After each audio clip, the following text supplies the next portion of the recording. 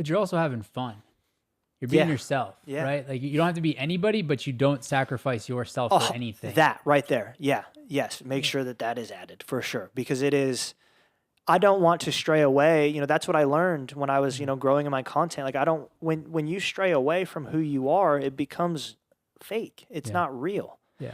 And I also believe like if you stay true to yourself, that's when you attract real good people. Because if you are someone else and you're playing this someone else, you're going to attract someone else, and it's not going to be someone that is true to a friendship that you need. Yeah. You know, like I attract like just good fucking people because I'm out there and I'm being a real good fucking person. Like I spent so much time in my life being a shit person. I spent so much time in my life telling white lies. Like, and just one day I just woke up and I was like, I don't want to be this person anymore. Right. And ever since I made that switch, and ever since I made that switch, it's only been dope, good people that have come into my life. Well, what's ironic about that is the white lies, trying to be something you weren't, was probably trying to seek acceptance from others. Yes. But when you became your true, authentic self, the world accepted you in ways you probably never imagined. Yeah, for sure. And then people like Amanda come into your life. People like Drew come into your life, and they bet on you in a big way because they're like, I see a real, true dude. Yeah. And I want to be by his side. Yeah, and that's as a human experiencing emotions, like that's one of the greatest things that you could ever feel. Yeah.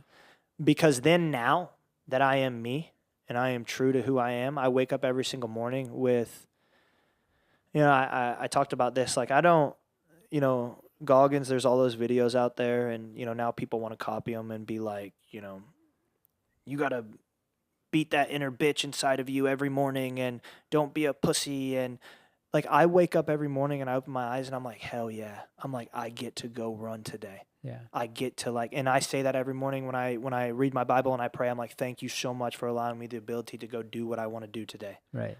And I wake up grateful every single morning, which is showing me that like, I am pure, like it's pure happiness. Like I am happy. I'm so happy. Just like we talked about before we sat down. I want to be in my home. Right. I want to be with my fiance. I want to be in my element.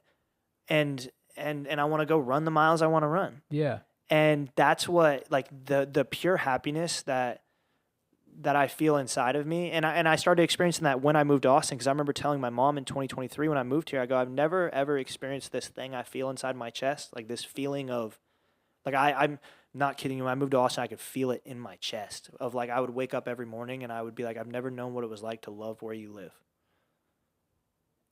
And I would feel it in my body. Yeah. And what's so cool is here we are 2.5 years later, and I feel that same thing every morning. And all it is just gratefulness to be alive and gratefulness to be in a situation that I can use my capabilities and my abilities and my platform to help others understand that they can get there as well. Do you think the perspective that Goggins takes, beat that inner bitch, don't be a pussy, you know, all the things he's pushing on people, do you think that's a mindset of running from something rather than what you said you're embracing now, which is running to something, which sounds more like an attitude of gratitude, if you will? Yeah, you know, I think number one, like obviously I can't speak on like what his interdialogue is, you know, but I think that everyone has their own problems, and everyone has to deal with them their own ways. Yeah. And there was, you know, times where I would deal with my problems by waking up and I'm like, don't be a bitch. Like this is, you know, you can go do it. But at some point when you do conquer that, and maybe for me it was, you know, once I started proving it to myself, you know, then it became more of like I was running towards it, you know, like once that I think that those people are they still haven't proved to themselves who they are. Yeah. Or they refuse to prove it to themselves and try to prove it to others. Yeah. And when you try to prove yourself to others, you'll destroy yourself in the process. Yeah.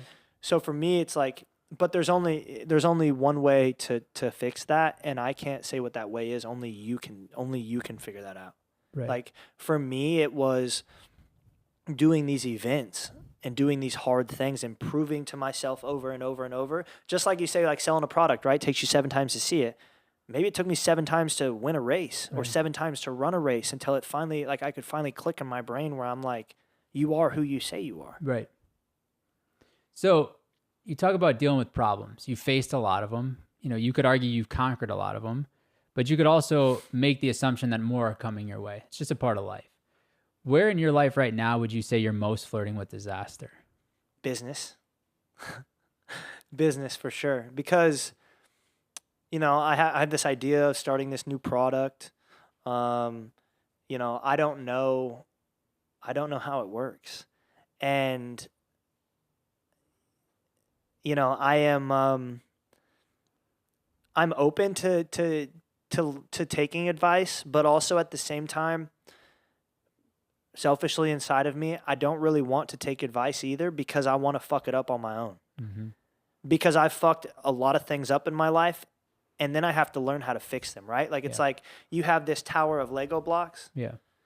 Or this is what it is you have this Lego box and you see the house that's built on the front of the box. Now dump all the Legos out and throw the instructions away, and then just look at the house and be like, okay, you'll get it. You'll build the house. No instructions. You'll build it, but it's going to take you a long time. You're going to mess it up. You're going to put pieces in the wrong area. Right. But like for me, I feel like that's how I've always learned. That's how I've always figured it out. I didn't go to college. I don't have a degree. I didn't have really, anyone to teach me anything. I just kind of did it and watched it be done. And, so that'll be interesting to see how I have the product. It's made. It's ready. Where do I go from here? I don't know. We'll see. Do you think you have to change that perspective now that you have a fiance and you're talking about a family? I feel like there's a yes and no to that. I feel like with myself, and this is maybe just me being toxic because this is who I am, I feel like I have a backup plan, like as long as I still have income coming in, I can kind of fuck it up, right? But then again, like I know that if I was back against the wall and I was bootstrapping it and I didn't have any income coming in and I had to make this product work right now, I would have to do it a whole different way. Right. Which is dangerous. Like that's a dangerous way of thinking. And I know that. But these are just dialogues that I'm having in my own head, of like, how do I do it? Right. Because I know, here's the problem. Anytime in my entire life I've ever had anyone do something for me, I never learned how to do it. That's the issue is like, and you could give me all the advice you want because I still don't understand taxes. Because I hired an accountant and he sat me down. He sat me down for 3 hours on 2 different sessions, and he's said exactly how S corp and LLC and then taxes in Wyoming because Texas and I don't get it because I didn't have to do it. I didn't have to do it. He did it. Yeah. So that's like kind of what I'm nervous with about business is like if I have someone do it for me, I'm never going to understand how to do it. Right. It's like I have to do every job once to kind of be able to visualize that later. Right. But it's a dangerous game to play. It is, especially as you start to think about a family. Yeah. I mean, I know you've hit on that a lot, even when I first got here, and it was always like we were talking. It was like, kids. Well, because kids. I'm wired in a similar way as you are. Like I'm wired for the adrenaline, and I'm wired to do what everybody tells me not to. Like I dropped out of college as well. I mean, a couple of years ago, I decided to ride a bull. Got thrown into a fence, ruptured my Achilles tendon. I was like, I'm going to come back faster than anybody. Re-ruptured it again at physical therapy. Like, I just like doing things that people tell you not to do. Yeah, I always say if it's hot, I'm going to touch it twice. Yeah, it's more fun. Yeah, for sure. And I want to learn for myself. Like ouch, that hurt. I want to learn for myself. And I'm starting to notice myself. I have 3 kids, 6, 4, and 9 months. And I'm starting to notice in myself just thinking a little bit differently. Yeah. And so I'm really trying to play with that when talking to other people. See, I think that you can say that to me all you want until Amanda walks up to me and is like, I'm pregnant. Ain't shit gonna change. Yep. But I just know, like, I've thought about that moment, and I know, like, when that moment does come at some point, because it's gonna come whenever, like, there will be that man, that, like, mentality of, like, and then I'm gonna be calling you and be like, hey, remember when you told me this? Like, can you tell me it one more time? I've done the same thing. People would be like, when this happens, you're going to change. I'm like, yeah, it's not going to happen. It's not going to happen. And it didn't happen after the first, and it didn't happen after the second. But now on the third one, I'm like, I probably should think a little bit more. Yeah. Well, and I mean, and I think I'm starting to do that with, I can just say it here. Like the Texas run as of right now is probably going to be the last big one. I'm 30. I'm damaged. Like I will love running forever. I will run forever. But like I have a fracture I didn't let heal. I have severe scoliosis in my body. Like if, my neck is messed up. I always move my neck like this because I have military neck from wearing the Kevlar for so long. Like my body is damaged and I have done nothing but prolong getting the help I need because I can't stop training, right? Like I've been just going for the last 3 years. Do you think you're really going to be able to stop? I need Amanda to get pregnant. That's in the plan. Yeah. Like the plan right now is we get married next year. Okay. And we're getting married, I think, I don't know, whenever she wants, but I think it's June. But the goal, like what I think in my head, and I'm hoping that that's like God's plan, and I think that if it's on my heart as much as that, I trust that that will happen. I really think that it will be within the next 10 months. Mm-hmm.